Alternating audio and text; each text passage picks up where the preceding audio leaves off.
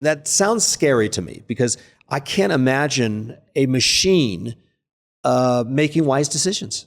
Well, and they need to understand that it may be that it may be this chatbot that's coming back to them and saying, that is an excellent question, right? As if it's interacting with them one-on-one. But what they have to realize is that what they are interacting with is the collective knowledge of humanity, if you will, what this large language model has been trained upon. And that is billions of pages of human production.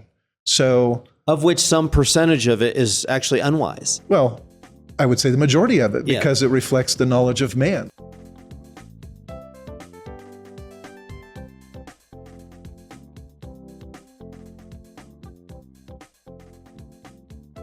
And welcome, friends, to the Generations broadcast. Again, Kevin Swanson with you this time up in the Colorado Rockies for the Covenant Presbyterian Church Family Camp, which happens once a year, this time, the Colorado Rockies. And I have a couple of pastor friends with me today, Pastor Peter Allison from Texas. Texas, yes. Houston, Texas area, as well, Pastor Steve Walker from the Modesto, California area. Yep. So two of my favorite friend pastors. Welcome, brothers. It's good to have you here for a discussion on artificial intelligence. This is huge. This is a massive topic. And, you know, I think there's a certain amount of fear in a lot of folks. And perhaps it's trepidation. Perhaps it's just a sense of apprehension. Maybe that's a better word, because we've got a tiger by the tail. This is a significant leap in human technology. And going back to significant paradigm shifts in human technology that have come since World War II, I would say since the 1940s. Television comes in, 1945, 6, 7, 8. Then the internet appears, I'm going to say 1990, somewhere on 1990. I can't remember when Al Gore had invented it, but I don't think it was Al Gore, but he apparently contributed something to it. And then now we have the AI, the artificial intelligence. So this very significant. Let's talk about technology in general. What happens? How do we discern? Have these added technologies that really have, I think, brought about significant cultural shifts and social shifts in how we relate with each other in terms of how worldviews are inculcated into culture? Wow, technology has done it to us. And I have to say, I think a lot of it's been devastating, absolutely devastating, but doesn't have to be. I think that's the conclusion here. But television, internet, did TV and internet have their own drawbacks, traps, problems that Christians had to be aware of as they emerged? Steve, thoughts on that? Well, I think anytime we talk about technology, we realize it's a tool. Yeah. So technology doesn't have a soul. It's not directing us per se to one end or another. But what it does is it reflects its creator. So the goodness that we see in television, the evil that we see in television or internet, or ultimately artificial intelligence, is a reflection of those who are programming its values and priorities, and those who are ultimately training it through the millions of interactions and responses that advance artificial intelligence. Is there a proper use for it? Have we identified? A lot of Christians have said, we're not doing television. I can remember that way back in the 1980s and 90s. So many homeschool families said, this is not profitable for our family. And yet, to this day, I still watch documentaries on occasion. Actually, this is being videotaped. I just noticed. These are cameras. They're videotaping us right now. Yeah. So evidently we're using the technology. We're on Peter? TV. So apparently there's a good use for it. Absolutely. You started with the TV. We could go back to the printing press. It's really a revolutionary technology that I think the church jumped on faster than the world. But with TV, the church was sleeping or largely dead in America. And so we're talking the 1950s, the 1950s, 60s. Yeah, I think that's the nadir of the American church since the Reformation. So they were late to the game in recognizing this and recognizing that it had been captured already by pagan and ungodly people and used as a tool to spread their anti-biblical message. Now, your background is IT. Yeah, I'm an electrical engineer. by You're an trade. electrical engineer, but you're pretty much up to speed on some IT stuff. More or less, but I don't claim to be IT. Okay, I don't not so claim much to IT. keep up, Okay. yeah. But you still see technology, obviously, I do. I've electrical engineering done- as helpful to modern existence, including the internet. absolutely internet too. Yes. So the new developments, I think have come faster. So the difference between TV and internet is a longer. Well, the printing press to the TV is a long time. TV to the internet's shorter, and then the internet to AI is even shorter. So it's coming faster. It's something new, and we often get behind the eight ball in terms of realizing its capability and putting it to good use. Do you think artificial intelligence is a bigger leap into technology and technological advancement than, say, the rest of the Industrial Revolution or computers, the internet, television? Well, I think has the potential for being the biggest modern leap. A lot of people are comparing it to the new Industrial Revolution, if you will, because of the potential impact and widespread use it'll have. I think about, for example, just one tiny example is Google's DeepMind Corporation has created AlphaFold, which is an artificial intelligence that's devoted entirely to predicting the folding of proteins around every potential amino acid sequence. And for those who know about proteins will do everything from cause disease to cure disease or to digest plastics or It's still, any number it of sounds things. dangerous. Well, I mean, you think about some malignant person out there who wants to, introduce another COVID-22. yeah, that's exactly what I was saying earlier. To human civilization. Yeah, it's a reflection of its creator and will reflect its values. So for every positive contribution, like an AlphaFold that now suddenly gave to the world and public research and all of those biochemists out there 200 million or whatever it was, folded proteins, and you've got people delivering new liver medications, all kinds of things on that. That's a good thing. But for every cure, you also could have somebody developing the next pathogen. Yes. So potentially this is more dangerous than the internet. It has, yeah, definitely. So, and television we viewed as somewhat dangerous because it was conveying bad worldviews. It seemed like, I think, as you said, the left wing, socialists and those who were anti-Christian worldviews basically dominated the media all the way through the 60s, 70s, 80s, and 90s. The Christians came back with Christian radio, Christian television to some extent. Small. But it's probably a 2% of the mainstream media. So now we have artificial intelligence, and this cat is out of the bag. We're not putting this genie back in the bottle. So what do we do as Christians? How do we interact with this? We need to see its dangers, its threats, its strengths and weaknesses. Do we use it? Do you think we should use it? Now, I use the internet, and I have used some of the AI as a fast Google. I do a ton of research. It's interesting. I mean, the fact that we have the internet and we have a decent Google search machine and DuckDuckGo or whatever it is, and as well as some of the ChatGPT, searches, it has sped things up. I can imagine how much time it would have taken me to do research on some of my books. What I would have taken me 5 hours to do in a library, I can knock that out in 3-4 minutes on the internet. Yeah. So it has sped up some things. It's made some things better for us, but there's a downside to it too, I guess. So I think you have to separate the physical medium from the content it delivers. And that carries through every single technology reformation you've listed there, going back to the printing press, TV, internet. So those are the medium. And then but the website content is separate from that medium. So I think the AI, same thing. The large language models are just computer programs, neural networks based on statistical weighting of models. Predicting what word comes next. So what the content there is what you train that model on. And so I think as Christians, we need to be looking at taking these large language models and training them on biblical content so that the content that they are producing has the right worldview.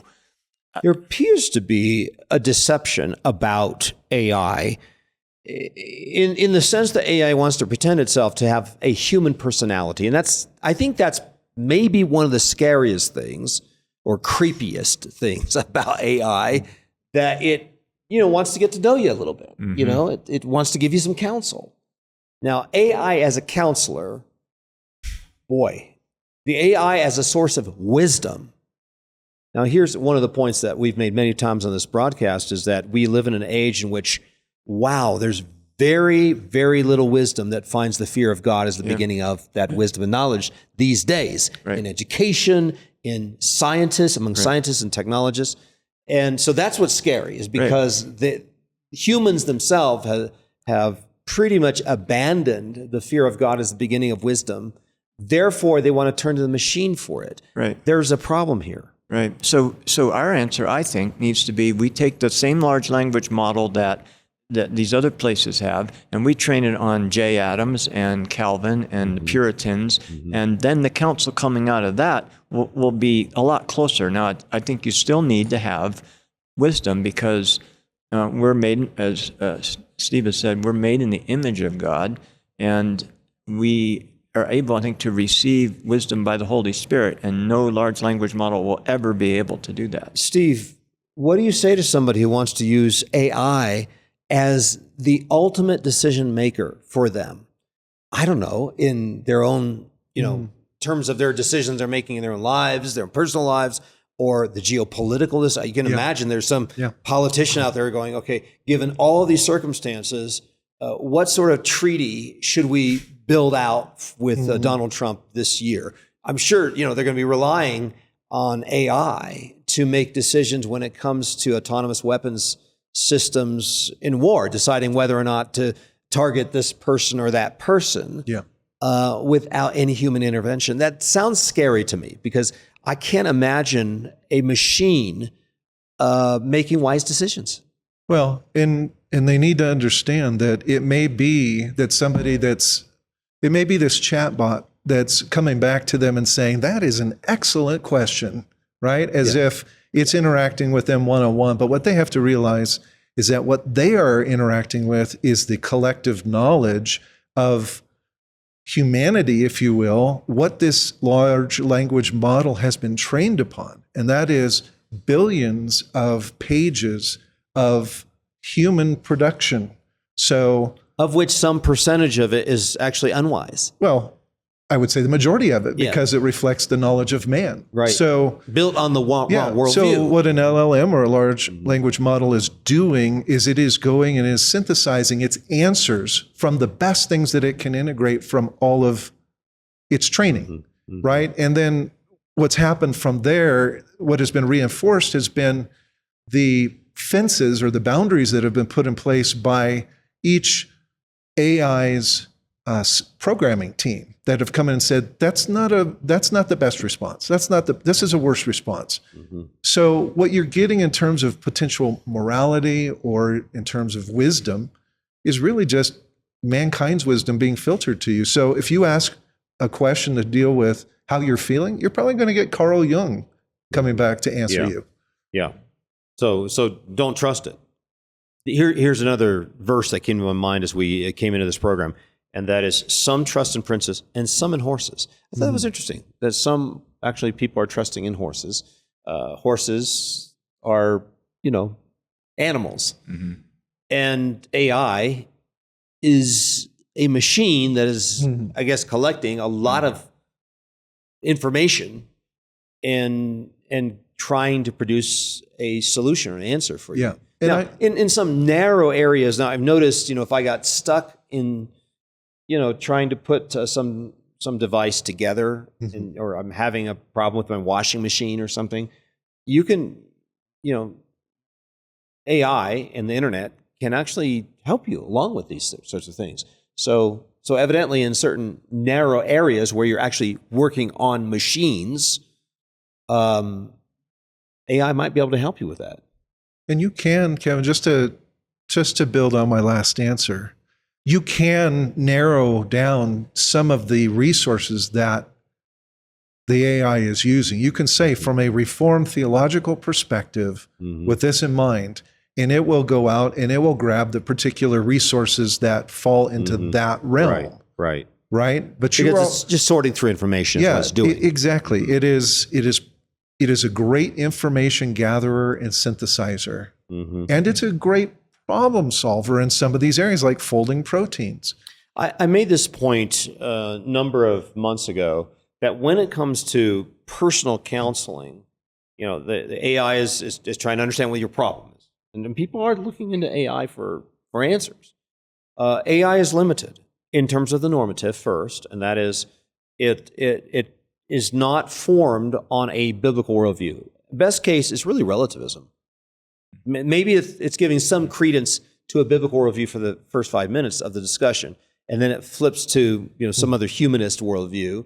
It's a mishmash. Ultimately, the foundations under which AI is going to give answers will be a mix. And by the way, the world is that way. The world at times actually will assume Christian presuppositions for 5 minutes, and then it moves on to humanistic presuppositions or naturalistic, materialistic presuppositions. So there's a shifting going on in worldviews. So that's number one. Number two, if AI is attempting to solve your problems for you, it's very, very tough to pursue the existential, that is, the psychological, my issue, how I'm thinking, my heart, my motives. It's hard enough for biblical counselors to sit down with somebody for 2 hours and really penetrate the existential, really trying to understand the person. And then thirdly, AI doesn't just follow along with you and absorb and understand all of your situation, all the situational, all the relationships, and all the circumstances, trials, tribulations of your life. It can't assess all of that, whereas a human counselor, a biblical counselor, can do this. It can understand the situational, the existential, and certainly, argues from a biblical normative. So it's really at the end of the day, it's limited in what it can do in solving your personal problems for you. I guess that's what I'm saying here. But what can it do? I guess it can work technological solutions. Again, is that accurate? That AI can sort information and bring out some technological solutions. But if it has something to do with the human element, it's going to fall short. Is that a better way to put it? Yes. Steve, benefits. We've talked about problems. How do you use it? You use AI. Yeah, so and I how use do you use AI it? occasionally. Does it and I scare use you? Does it scare me? Well, maybe we can come back to that question in a second, because I think that's where the pivot point comes in terms of how should Christians respond to AI. But as to what I use it for, I will use it to, for example, I may be studying a particular historical period and I want to get information. So I use it as an information gathering. I use it to synthesize information between different sources. But even then, and here's the thing that we always have to be careful of. People talk about AI's ability, and it's very true, of being able to do for us very quickly the tedious types of things that are repeatable tasks. Programmers will talk about how AI can write standard sections of code for them very easily and save them time. But two problems that we do need to be aware of. One, it's not always accurate. And two, there is a tendency that if we continue to rely on AI for doing some of the routine tasks, we will begin to no longer learn those things anymore. And there is a potential in not being able to do some of the things that we're having it replace. It could displace the human brain, or human thinking, or human abilities, and et cetera, et cetera. Yes, that's, I think, where you're using it for composing things or thinking. a lot of learning goes on when you have to think through in your mind and put something on paper. And if you aren't doing that, and children going through school aren't required to do that, then yes, we're losing huge sections of skills that are needed. Yeah. Funny story here. I was trying to find a source for John Paul Sartre's quote, something or other, and put the quote in there. So this is John Paul Sartre. I just need the footnote for us. They said, actually, he never said that. He never wrote that. And I was really upset. I said, I marched downstairs, got my book from John Paul Sartre, opened it up, found the quote, found the page number, and I wrote back to AI going, it's in this edition on this page. And AI came back to me as, you got me. You're right. Sorry about that. Isn't that funny? They got it wrong. But it added in there, like admitted it to me. and it said, you did an excellent job. Yeah. Always yeah, exactly. Stroking the self-esteem thing. Yeah. I can't It's just say funny. What's your thought on that? that happens all the time. All the time, I know. And it'll state it. Inaccuracies are constant. And it'll state it like it's fact, and it's like it's very, one of the high confidence. One of the ways in which I take AI is like, I don't know, have you ever had an 18-year-old know-it-all son? I don't want to say that for son, but I'm a young man who is just you know how they are when they're 17, 18, 19 years old. They're very matter of fact about the whole thing. That's AI. Mm-hmm. It's like, it's like this teenage kid who knows it all. Like, he's so matter of fact. Yeah, this is the way it is. And then you find out it wasn't really the way it was. Yeah. And you misplaced confidence. And you find you can have a conversation with it, but then I realized this is not a person. Why am I talking to it? Why did I tell it thank you? You know? Yeah, exactly. Yeah. Do you think that's a problem? That to me, to personalize or turn an inanimate object into a personality, is that a lie? Are we lying to ourselves, or is it lying to us? There's something there that seems insidious to me. Mm-hmm. A lot of times it's how you're defining terms, because like I said, the personality that it's expressing is either a composite of the personalities that it has researched, or it's your personality wanting to reflect back to you, mirror back to you what you're looking for. Because the AI, as much as it's learning from its repository of information, is also learning from its own responses back and forth to you. Mm-hmm. You know, if you want a good example of how that's true, spend some time with, say, ChatGPT or something like that in asking various questions, and then ask it what Myers-Briggs personality type you are. And it'll come back based upon these questions that you've been asking, and based upon the way you've wanted it to refine this and so on. I would say that you are an ENTJ. And it will be responding to you in the things that it knows you wants to hear. My mother was asking about it. She's 90 years old. She said, what is this AI thing? I said, well, this is how it works, Mom. Do you have a question? And she said, yeah, I want to know how John Owen affected John Bunyan and what that relationship looked like. And so I typed that in, and within, half a second, I get the whole thing. And here's what Mom said. Is there something spiritual going on with that? No, she thought, is there something demonic about this? Because it just happens so quickly, where, it's sorting through millions and billions of information and such. So it's we had to assure Mom it wasn't that. But it's something that I think people need to respect, and we have to be careful with. What are the other traps? What are the other dangers? Well, I would say that the danger with any tool is who's using it. Okay. So right now, just like we were in the nuclear arms race, we are in an AI race.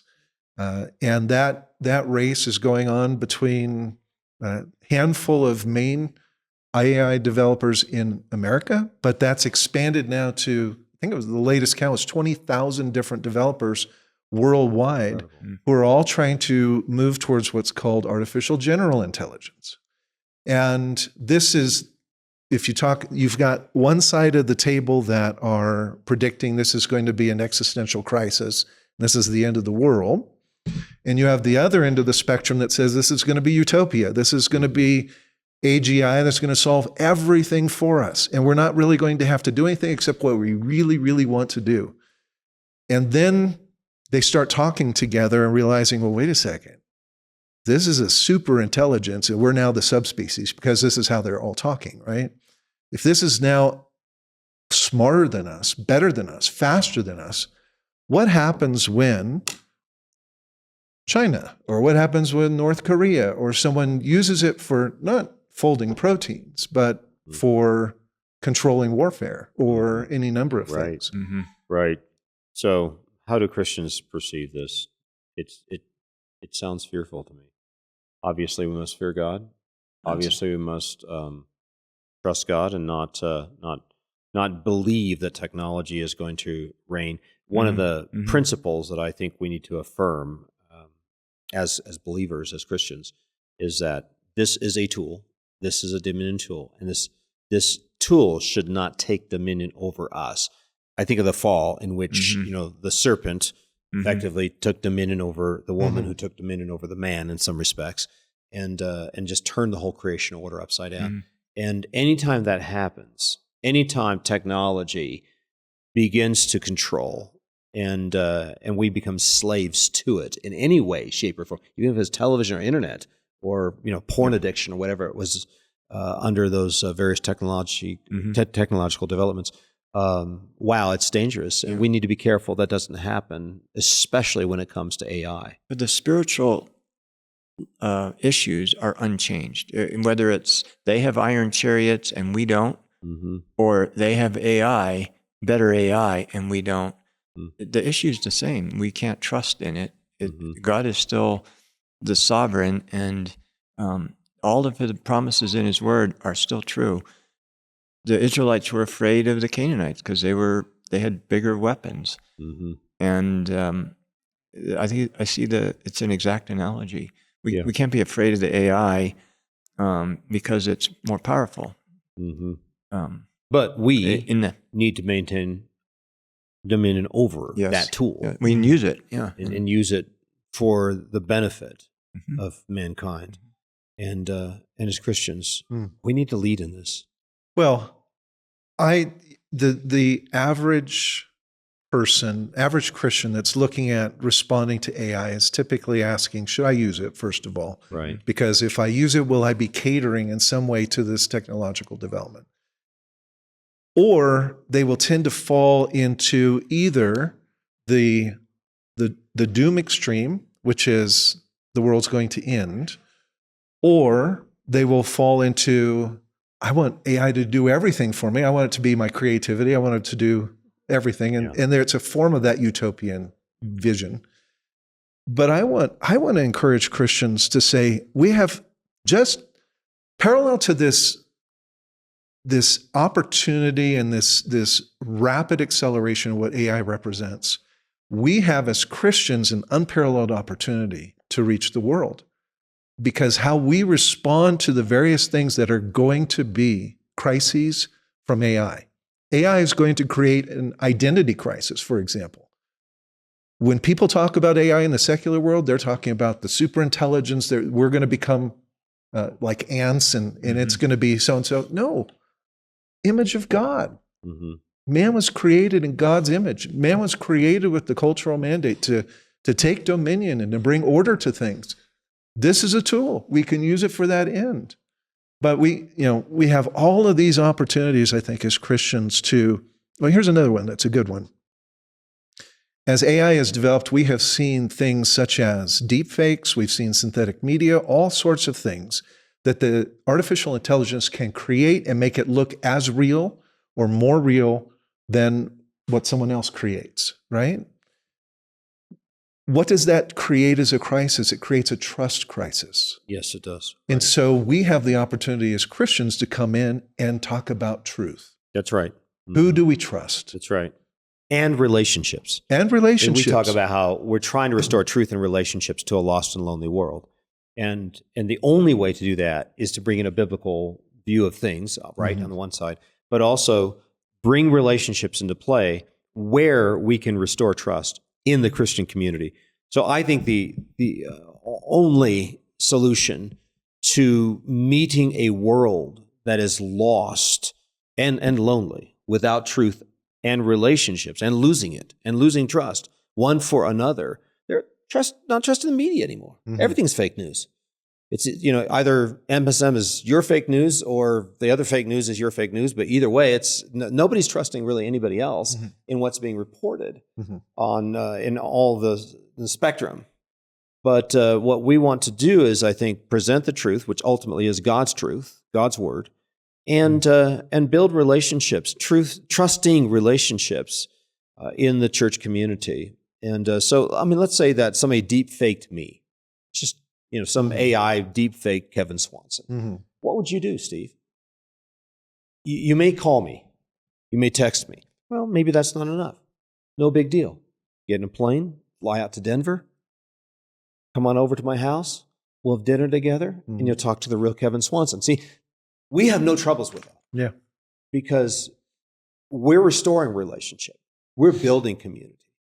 And I think if you're lost in the electronic universe of the internet or ChatGPT, you may lose all trust, all sense of truth, and all bearings in terms of trusting relationships. So, yeah, I think the church may be the solution to restoring and maintaining it is the solution, true relationships. Right? And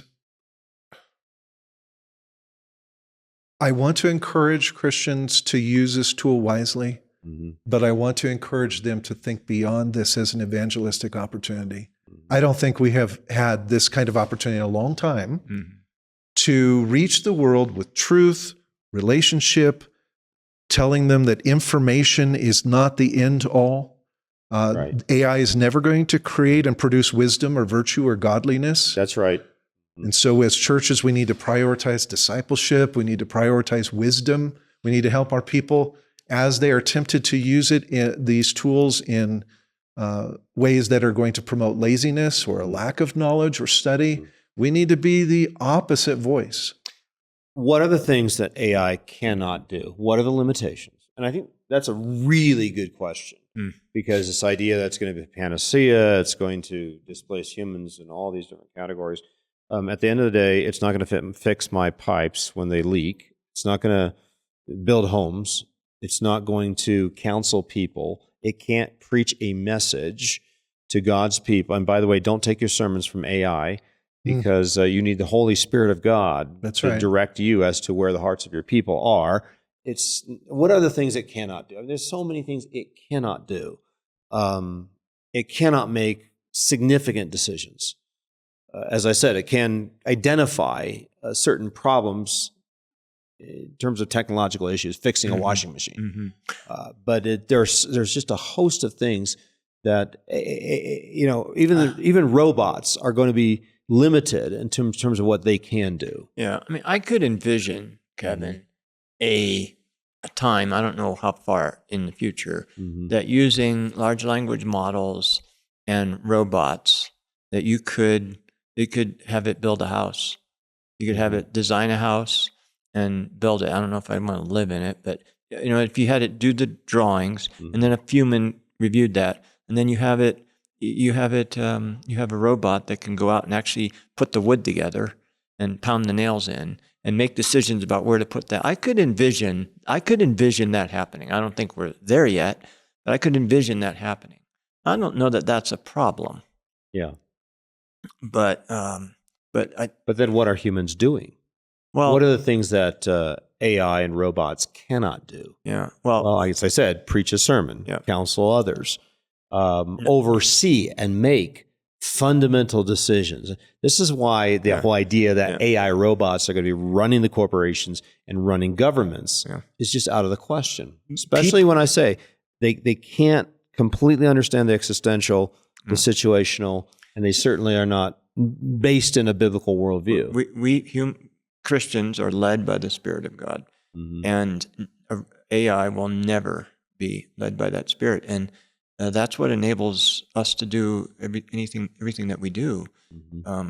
Counsel, make ethical decisions, know what knowledge is, know what righteousness is, wisdom. AI will never be able to. All they'll be able to do is tell us what somebody else said about that particular problem. But how often, all the time, we are led by the Spirit. The Spirit is what gives us direction in our sermons, in our life, and AI can never have And that. I guess as I'm, coming to a conclusion on this program, here's an example. We have a little machine that cleans our carpets. It's little robot. Can't remember what it's called, but you know what I'm talking about. You just turn it on and it figures out the way around the furniture, and it can clean our carpets for us. I'm the manager of that thing. My wife actually more specifically manages, oversees, takes dominion of that, tells it where it needs to go and when it needs to clean and such. To the extent that robots will attempt to, or AI will attempt to, work itself up the corporate ladder, so to speak, work itself up to the point where it's making more fundamental decisions relating to everything in life. And to the extent that we relegate that dominion task to the inanimate, as in the robots, I think we're going to see that human society will not continue.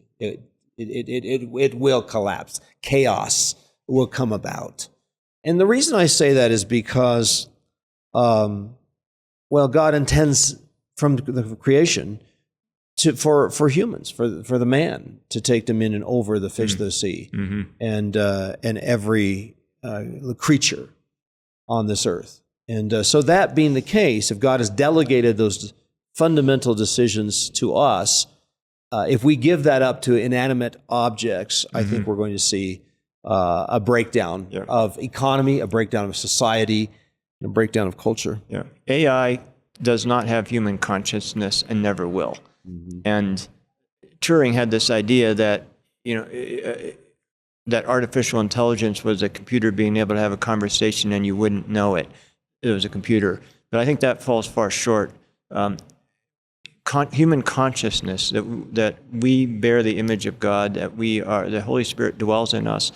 AI will never have that. Gödel had this famous theorem, and I think it was in the 30s, that he proved that if you have a system, there can be basic axioms of that system that you know are true, but that can't be proved internally to that system.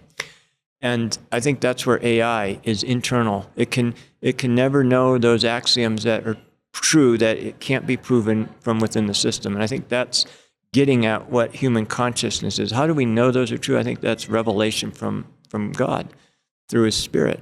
Steve, do you think it's important for us as Christians to announce the limitations of AI, much as what we attempt to do with this program, as opposed to, say, those who do not fear God, those who do not hold to a biblical worldview? Is it possible that they will attempt a world that will produce some technological disaster? Is it possible? Sure. I mean, AIs are always going to optimize the goals that are given to them. So depends on what goals human.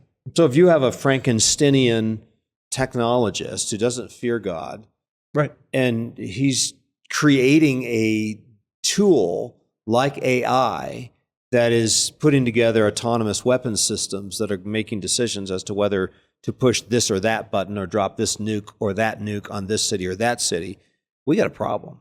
We do. I do think you asked me at first, should we announce the weaknesses? And I think there is a benefit in Christians being aware of the weaknesses of AI, because the way that AI is being portrayed is creating a lot of fear, and some of it is unfounded. I don't think what we've talked about is necessarily unfounded. I think there are significant physical resource limitations that would make a lot of Christians envision the end of AI as the world's developing it as some kind of Isaac Asimovian, right, iRobot type of situation, right, where the robots take over civilization. You don't see that happening. I don't, because ultimately, and I'll say this really quickly. Well, ultimately, God's in control. Well, so not only is God in control, Mm-hmm. and that's the number one thing, but the second thing is we've been talking about large language models, etc. Those are all ultimately based back at Google's or OpenAI or whatever thing we're talking about. Their data centers that are running on 3-4 gigawatts of power, whole rivers of water resources. To be able to make that kind of AI that has that access to information available in a little vacuum or even a car is going to require technology that's not been developed yet.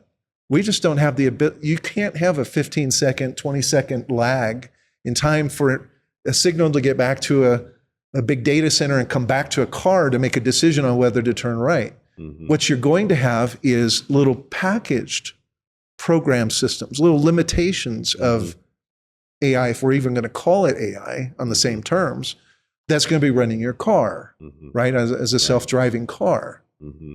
So I think announcing some of these weaknesses helps to still lets us breathe a little bit. And at the end of the day, the thing that scares me isn't AI. It's people, it's technologists who don't fear God. Well, that's exactly what we were saying earlier. Who don't fear God. It's giving it the goals. Crazy, North Korean dictators with an access to a red button, and perhaps his friend who's a technologist who creates a technology that could be very destructive to his own country or for somebody else.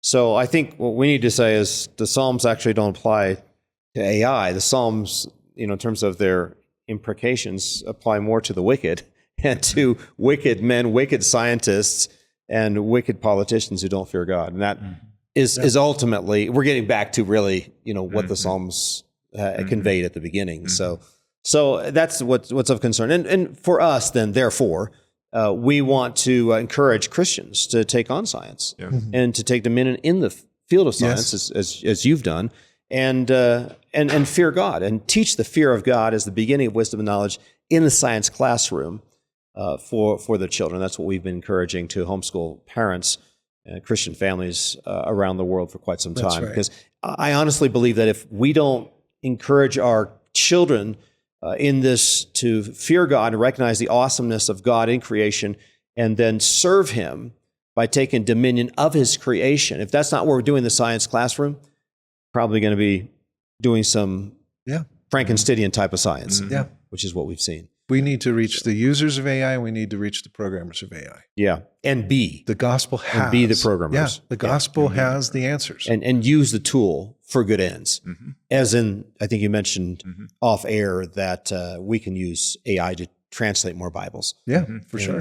And actually perhaps even translate Christian curriculum so that it's available to 200 languages around the world for the next generation of Christian kids.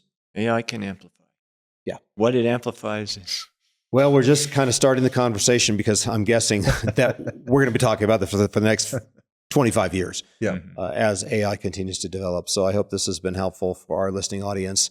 Today, Steve Walker as well, Peter Allison, both pastors from the Covenant Presbyterian Church, joining me on this edition of Generations. So good. Thank you, brothers. And let's continue the conversation. This is Kevin Swanson, inviting y'all back again next time as we continue to lay down a vision for the next generation. This has been a production of the Generations Media Network. For more information, go to generations.org/media.